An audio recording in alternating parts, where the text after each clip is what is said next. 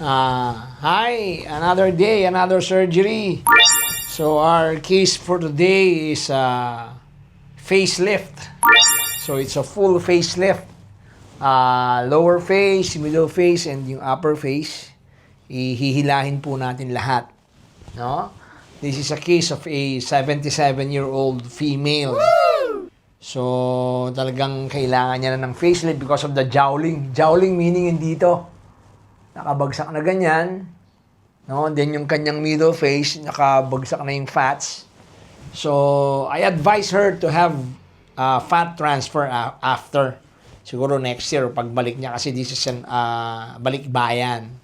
So, kailangan niya ng fats here. Sa harap kasi pag umiidad po tayo, nawawala yung fats natin dyan sa face. Bumababa. No? So, even if you do the facelift, kulang pa rin yan. So, you still need to have a fat transfer here. Sa harap hanggang zygoma dito.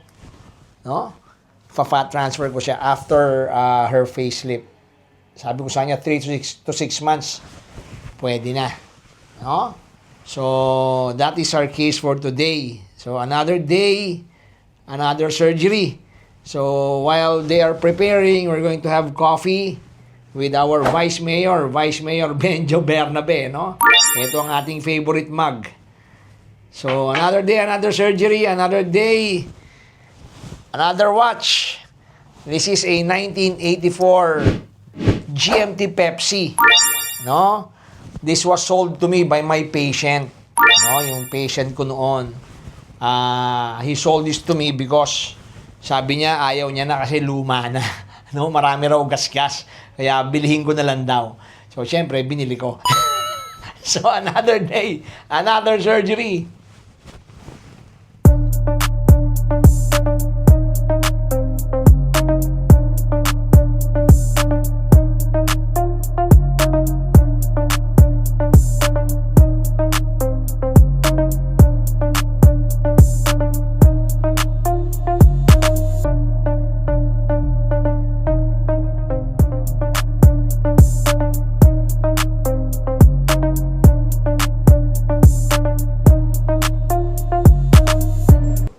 Hi, I'm done with the full facelift on this 77-year-old female.